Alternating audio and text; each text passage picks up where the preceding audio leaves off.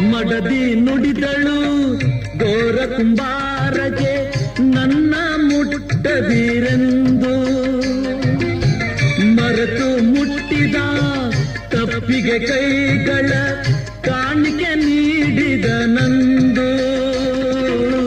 ಹಾಗೆ ನುಡಿದು ನನ್ನಯ ಮನವ ಕಲಕಿದೆ ನೀ ಇಂದು. ಶಶಿಯ ಕಂಡು ಮೋಡ ಹೇಳಿದು ನನ್ನ ಮುಟ್ಟದಿರು.